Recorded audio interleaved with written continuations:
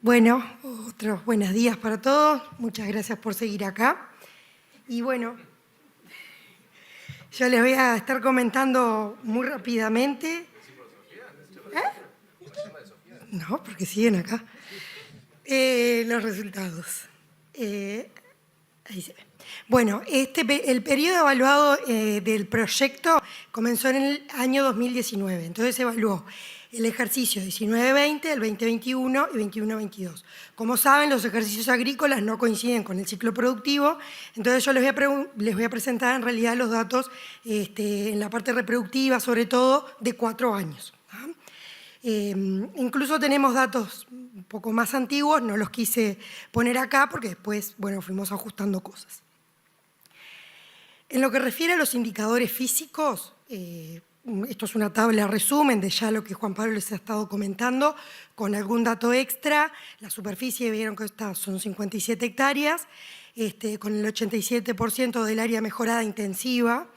Los animales encarnerados promedio en los 3 ejercicios fueron 306, con ovejas y corderas. Cuando yo digo ovejas también me refiero a las borregas, no hago la diferenciación nunca. Y animales encarnerados por hectárea era de 5,3. ¿no? Ahí vemos 2 diferentes cargas, una de noviembre y otra de junio. La de junio porque es la clásica, digamos, que se toma como referencia del ejercicio, donde era unas 0,8 unidades ganaderas por hectárea. Y la carga de noviembre es como la carga más exigente del año, donde están todas las ovejas paridas, con los corderos al pie ya engordando, que eran 1,6 unidades ganaderas por hectárea en promedio. ¿no? Luego tenemos lo que son la performance reproductiva en ovejas, donde está presentado la fertilidad, las ovejas preñadas sobre las cervidas, la prolificidad, ahí vemos en los 4 años cómo ha ido variando, en promedio es un 90% para los 4 años. Me pongo acá porque les voy a decir los datos promedios. Luego tenemos lo que es la prolificidad total, que son los corderos nacidos sobre las ovejas paridas, que ahí vemos cómo varía también en los años, donde ha ido desde un 167% a un 193%. Luego tenemos lo que son la fecundidad total, que aquí tenemos los corderos nacidos sobre las ovejas servidas, por eso es un poquito menos que la prolificidad. Y lo que es la señalada, que en la señalada les pido disculpas, no sé por qué, pero me acabo de dar cuenta hoy temprano que me quedó todo corrido, entonces se los voy a decir. En el año 2019 la señalada fue el 98%, ahí tuvimos una gran pérdida de corderos, sobre todo por predación. Todavía no teníamos instalado lo que eran las mallas y la verdad que se murieron muchos corderos por esa causa. En el 2020 la señalada fue del 141%, ven que está corrido, los últimos años no me quedó. En el 2021 fue del 136% la señalada y en el 2022 fue de 120%. En lo que es corderas, que se los voy a poner ahí porque estas gráficas no los tienen incluidos, la cantidad de corderas promedios encarneradas por ejercicio o por año era de 41, con una fertilidad de 69% y una prolificidad de 136 y fecundidad 96. Esperable para esta categoría que fuera mucho inferior a lo que son las ovejas adultas. En lo que refiere a los corderos logrados, tenemos en esta barra los corderos potenciales, los que están gestando las ovejas por ecografía. Luego tenemos los corderos realmente nacidos, ahí tenemos una serie de pérdidas, y luego los corderos señalados. En realidad, en el manejo que se hace el día a día, los corderos esos que van naciendo, ya en la paridera se le va haciendo el proceso de caravaneo, etcétera, y se registran, pero la señalada se hace luego de que son soltados a los días, ya que todavía puede ocurrir alguna alguna pérdida. Y bueno, ven que existen pérdidas entre los potenciales y los señalados, y el M-Pico también formó parte de un proyecto de pérdidas reproductivas que se llevó a cabo. En lo que refiere a, esto es a modo de comentarles, las hembras servidas por tipo de carnero, esto con el objetivo de sacar los corderos a fin de año una parte y además otra parte hacer la reposición, vemos que en los distintos años, pero en proporción, tenemos que entre un 65 y un 70% de las ovejas y corderas se servían con la raza terminal, que fue variando en los distintos años, esto gracias a las distintas razas carniceras que nos fueron proveniendo de los carneros, y el porcentaje restante era el número de animales que se encarneraba con corrida al pro en este caso para generar la reposición. Y bueno, ahora viendo un poco los productos y algunos coeficientes. Los kilogramos de peso vivo vendido en promedio fueron de 263 kilos por hectárea, donde el 78% representaba, era producto cordero, eran categorías jóvenes, y el 22% era de adulto, lo que provenía de esa carne. En producción de lana se generaron 23 kilos promedios por hectárea de producto lana, con un micronaje que obviamente se midió de 30,7. Solo se esquilaban las categorías adultas y las corderas que se encarneraban, todo el resto no se esquilaba.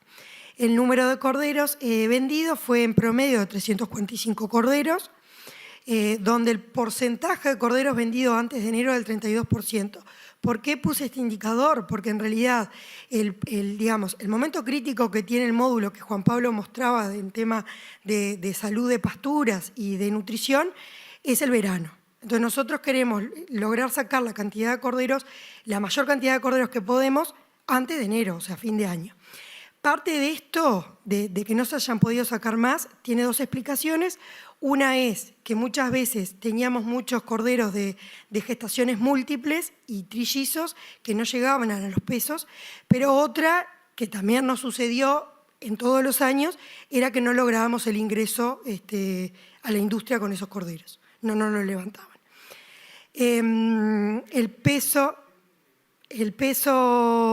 promedio de los corderos vendidos era de 34 kilos y el precio promedio en todos los años, que fueron bien diferentes en lo que era precio y clima, fue de $61 en promedio.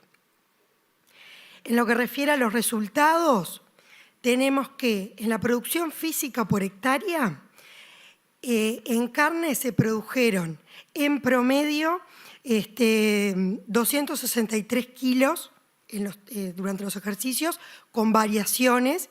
Estas variaciones sobre todo explicadas por la carga animal y por los índices reproductivos. ¿Se acuerdan que en el ejercicio el año 2019 la señalada fue menor?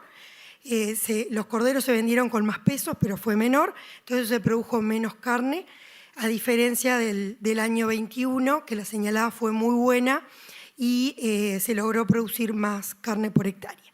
En lana, bueno, fueron bastante similares, siendo 23 kilos por hectárea promedio lo producido.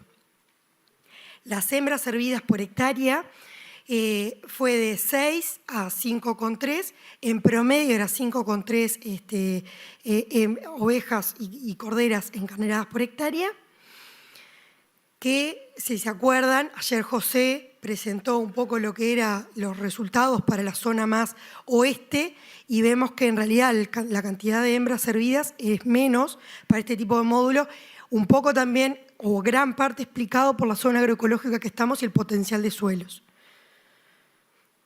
Los ingresos generados por carne y lana fueron de, en promedio, 419 dólares por hectárea provenientes de carne, mientras que 39 fueron de lana, que en realidad en el último ejercicio está simulada esa venta, donde el aporte es un 92% por carne ovina y un 8% por lana.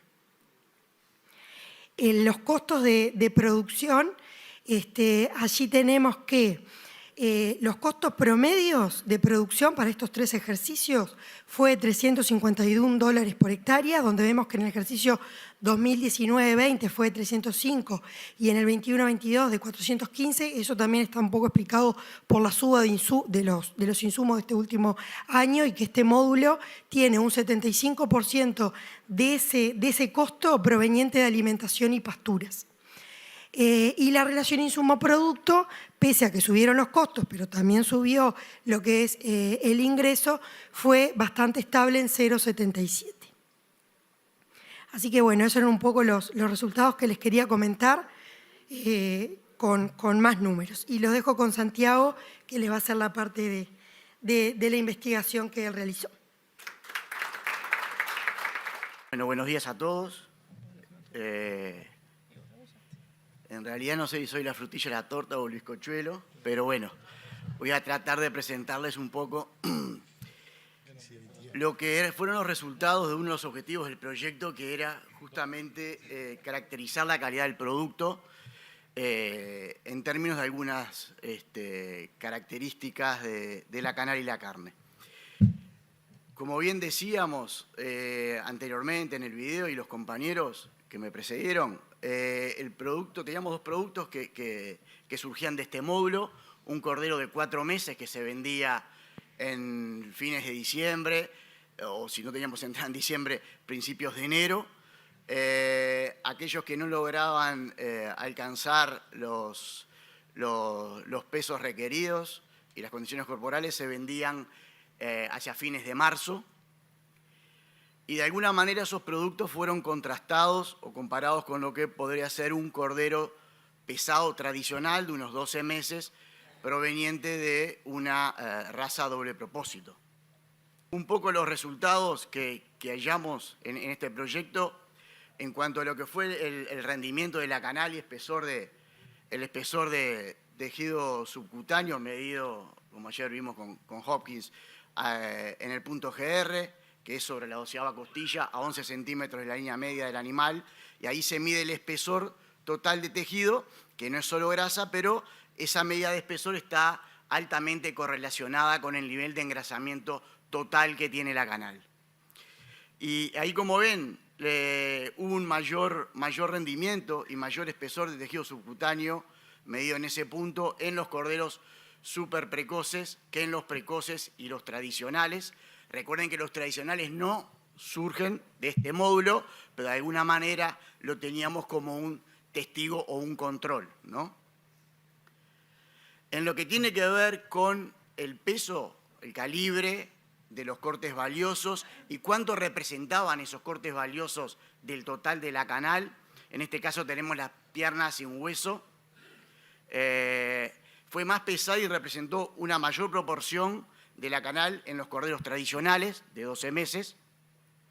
En lo que tiene que ver con French Rack, que tal vez sea el corte de mayor valor de la canal de un cordero, este corte fue más pesado y representó una mayor proporción en los corderos súper precoces y precoces respecto a lo que era un cordero pesado tradicional.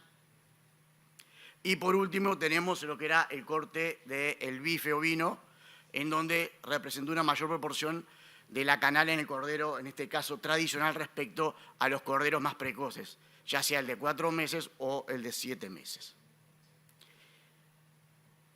Bueno, rápidamente vamos a ver acá. Acá la idea es presentarle los grandes resultados de lo que fue esto, por una cuestión de tiempo. Y acá una de las determinaciones que se hicieron fue medir la fuerza de corte. Como ustedes saben, y ayer hablaba Hopkins, la fuerza de corte es una estimación de lo que puede ser la terneza de la carne. Es una medida instrumental que se hace.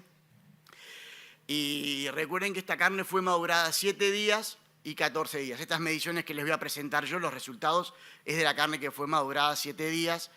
Esta carne de los corderos, hay que decirlo, y como ustedes lo pueden ver ahí en el recuadro, madurada 7 días, arrojó valores realmente que hablan de carne tierna o muy tierna en todos los casos, incluyendo el cordero tradicional. Un poco lo que se sabe es que justamente la maduración lo que hace principalmente en la carne, aparte de tener otros cambios bioquímicos que produce la maduración de la carne, es justamente esa tiernización que se produce por la actividad enzimática que hay en la carne. Luego, lo otro que se midió es el color instrumental, es una medida objetiva de color con un colorímetro y se evaluaron 3 parámetros, el L, que es la luminosidad, la intensidad de rojo, el A, y B, la intensidad de amarillo. Y esto un poco está alineado con lo que se ha encontrado en otros países, y es que la carne del cordero tradicional de 12 meses fue menos luminosa, ¿no? Generalmente el color, ¿por qué es importante? El color es importante porque es la principal característica sobre la cual el consumidor basa su decisión de compra. Generalmente cuando vamos a una carnicería o al supermercado, ¿en qué basamos nuestra decisión de compra? Generalmente es en el color que tiene esa carne, también el color de la grasa, pero principalmente el color de la carne. Por eso la importancia. Entonces, esta menor luminosidad de los corderos tradicionales podría estar explicada, aunque no lo medimos concretamente, en un mayor contenido de mioglobina, que es la principal, es una proteína que transporta el oxígeno entre la célula muscular, que es la principal responsable del color de la carne. Luego, lo otro que se midió fue el contenido de grasa intramuscular de esa carne, no solo el contenido de esa grasa intramuscular, sino también lo que era el perfil de ácidos grasos, ¿no? Y ahí lo que observamos, un poco también alineado con lo que se ha encontrado en otros lados, y lo que dice la literatura es que justamente el cordero superprecoz presentó una mayor proporción de ácidos grasos poliinsaturados y una mejor relación de poliinsaturados saturados que los otros tipos de corderos, lo que estaría alineado de alguna manera con lo que sería una carne más saludable, ¿tá? Porque lo que decíamos nosotros es los omega 3 y omega 6 son ácidos grasos poliinsaturados y justamente los omega 3 son los que en una dieta saludable queremos incrementar. Y por último, comentarles acá en esta diapositiva que lo otro que se midió fue el contenido de vitamina E. ¿Por qué se midió el contenido de vitamina E? No porque la carne sea fuente de vitamina E. Ahora vamos a ver una charla próximamente el doctor Ali Sadún de qué fuente la carne, de qué nutriente es fuente. Pero se midió el contenido de vitamina E porque, como ustedes saben, la vitamina E tiene importantísimas propiedades antioxidantes. Entonces queríamos ver si, y esa vitamina E está en la pastura. Y lo que encontramos es un poco lo que, como les digo, también se ha reportado en otros países, es que aquellos animales que pastorean por un corto periodo de tiempo o no tienen acceso a la pastura, presentan menores niveles de contenido de vitamina E que aquellos animales que sí pastorean. Y la vitamina E es importante no desde el punto de vista nutricional, como les decía, para el ser humano, porque la carne no es fuente, sino porque con esas propiedades antioxidantes que tiene, lo que hace es retrasar los procesos oxidativos de los lípidos. Por lo tanto, extiende la vida útil de la carne. Y esto comercialmente sí tiene implicancias porque, como ustedes saben, esta carne que se exporta, como vimos ayer, casi el 89%, 90% se está exportando. Hay que ver qué destino tiene después en los países donde se exporta justamente esta carne, pero el retrasar los procesos oxidativos tiene implicancias desde el punto de vista del color de la carne, desde el punto de vista sensorial y justamente desde el punto de vista comercial es muy importante para la industria. Y como ven ustedes, aquellos animales que pastorearon, los tradicionales, porque eran corderos de 12 meses, que estaban en un manejo permanente pastoril, tenían niveles. Se maneja que tiene que llegar la carne entre 3,2, 3,5 microgramos por gramo de músculo o miligramos por kilo de músculo para retrasar esos procesos oxidativos que se dan en la carne. Y los niveles fueron alcanzados en los animales de 12 meses, los corderos tradicionales, no así en el caso de los animales precoces, donde el de 4 meses si habrá pellizcado algo de pasto, pero básicamente su dieta fue la leche, y en el otro que de 7 meses ya hubo mayor, y fue realmente bastante lineal, ¿no? Iba creciendo, a medida que aumentaba la edad del cordero, aumentaba el nivel de contenido de vitamina E en la carne.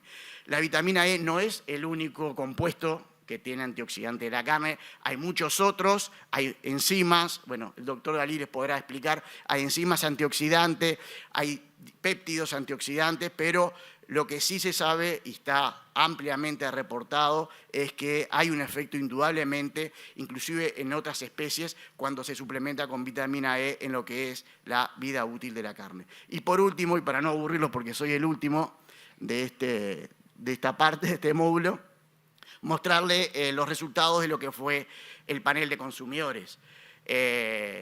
Terminamos de alguna manera de evaluar lo que era la calidad del producto, como decía Hopkins ayer, con consumidores reales, ¿no? O sea, no eran paneles con un panel entrenado, semi-entrenado, sino que eran consumidores.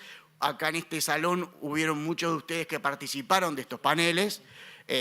Algunos no estaban muy contentos, pero participaron igual. Lo que se maneja es que para hacer un panel se requiere al menos unas 100, 120 personas para que los resultados de esos paneles sean de alguna manera confiables, publicables en algún lado, porque si no las conclusiones pueden ser un poco erráticas. Y bueno, lo que se les pedía a los consumidores era que evaluaran 3 características: la terneza, el sabor y aceptabilidad global de la muestra de carne que se le presentaba, en una escala hedónica que iba desde me gusta muchísimo a me disgusta muchísimo, de 8 puntos, y ahí tenían que marcar cada una de esas muestras que se les presentaba, según cómo era su valoración, a qué correspondía. Y lo primero que quiero destacar es que los 3 tipos de corderos, los 2 que surgían del módulo, el de 4 meses, el de 7 meses, como así también el tradicional de raza doble propósito, los 3 tipos de corderos fueron valorados positivamente. ¿Qué quiere decir esto? Que al menos los consumidores dijeron que era me gusta, o al menos era me gusta. De ahí hacia arriba, ¿no? Era un 4, o era un 3, un 2 o un 1. En cuanto a las 3 variables o a las 3 características que se le pedía que valoraran. No obstante, sí hubo diferencias significativas y el cordero súper precoz mostró una mejor valoración. O sea, dentro de lo positivo fue más positivo valorado y fue al menos valorado como me gusta bastante, ¿verdad? Y ya termino, moderador, no se ponga nervioso. Y las consideraciones finales es que a pesos de faena similares, acá se manejaron pesos promedio de los lotes, nosotros buscábamos, cuando iban a faena, eran 30 corderos por grupo, que fueran corderos, buscamos la punta, ¿no? Que fueran corderos de alrededor 37, 38 kilos para cada uno de esos grupos. A pesos de faena similares, a excepción del color de la carne, como lo mencioné anteriormente, particularmente lo que es la luminosidad de la carne y el contenido de vitamina E, si bien hubieron algunas diferencias estadísticas en algunas otras variables, desde el punto de vista práctico comercial, realmente no tienen mucha significancia, ¿verdad? No obstante, esto es un primer estudio, habría que seguir profundizándose. Lo bueno de todo esto es que está bastante alineado con lo que también se ha investigado en otras partes del mundo, en donde se ve en general que hasta 12 meses de edad del animal, las variaciones que puede haber en algunas características de calidad de carne, salvo estas que yo les menciono, la del color no es tal vez tan menor porque puede tener implicancias en cuanto a lo que puede ser la elección del producto por parte del consumidor o el contenido de vitamina E asociado a la vida útil. En realidad, las otras características, como se dice vulgarmente, no mueven mucho la aguja. O sea, estamos hablando en todos los casos de un producto, entre comillas, de muy buena calidad y como se habló en la jornada de ayer, es un producto de calidad y que estaría en condiciones de ser vendido en los mercados más exigentes. Así que voy dejando por acá y creo que ahora va a venir la instancia de preguntas.